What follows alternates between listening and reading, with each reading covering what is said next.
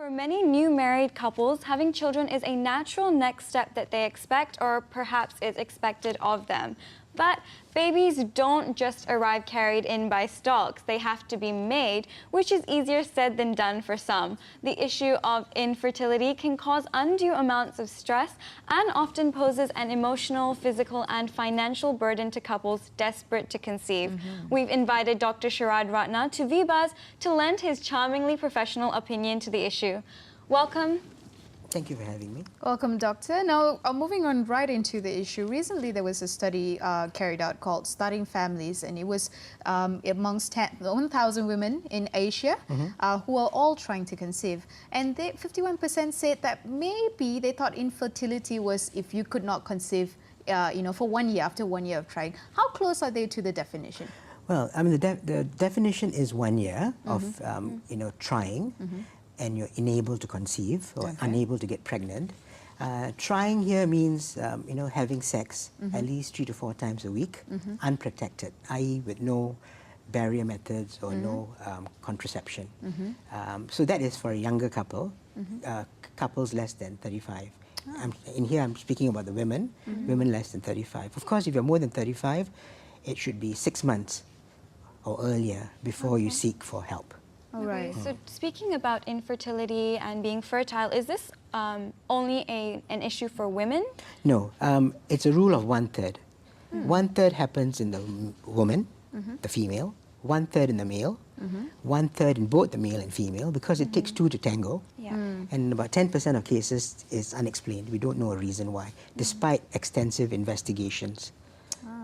Then, of course, there are other gynecological conditions which are also very common, such as polycystic ovaries, which is a common cause of irregular periods, and endometriosis, which is a common cause of painful periods.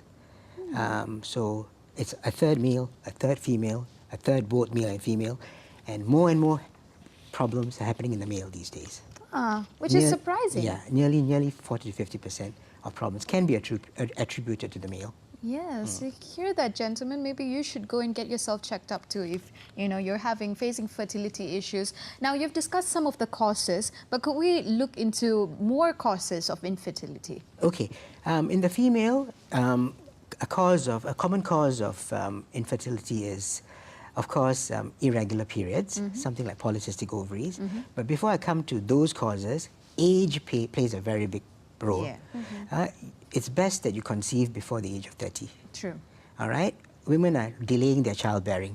They want to become professionals, they want to become CEOs, they want to become head of departments, and then they start trying at the age of 30, 35, and then it may be too late. Before the age of 35, your monthly chances of getting pregnant is about 50 to 60%. After the age, after the age of 35, it's less than 50%. After the age of 38, it goes to about 30%, and much less after the age of 40. That is your monthly conception rate.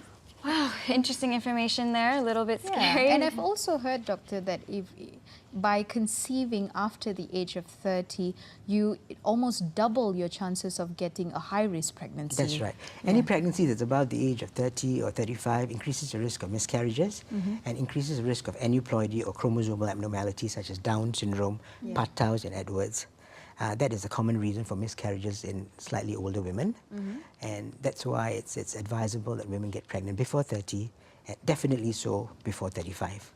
Okay, now, Doctor, if you've already had a child, and after your childbearing years, do you become infertile? Is there a risk of becoming infertile? There's no reason for you to become infertile, Yeah. unless there's a change in circumstances. Either there's a change in partner, where a sperm problem may be the issue, or sometimes it may be a complication that has occurred during pregnancy that affects your reproductive tract, and there may be, say, a problem with regards to the tubes or something like that. So it's not common for women to be infertile after having their first pregnancy. Of course, you must look at the time frame between the first pregnancy and the next pregnancy, what the gap is, and you should take age into consideration also. Tubal factors or tubal damage may be a reason why women have secondary infertility. And when you say tubal damage, could you explain a bit more about that? Well, basically, in order to get pregnant, you need to have a healthy sperm, you need to have healthy eggs, you need to have sperm deposited at the right place at the right time, and egg released at the same time. That is during ovulation. The egg and sperm must meet, and this usually occurs in the fallopian tube, and then the fertilized embryo then moves to the uterus, and then it grows within the uterus. Right? So if there's a problem with regards to the transport system, which is the tubes, and if that is blocked, then the egg and sperm cannot meet, and a pregnancy cannot occur. And the commonest cause for damaged tubes may be due to an infection, a pelvic infection, which is very common nowadays, chlamydia infections, or maybe due to something like endometriosis causing tubal damage. So there are a lot of factors that go into, conceiving optimally during your childbearing years. Absolutely, Okay, yes. and we'd love to talk more about that, but we'll get into it right after this. Sure.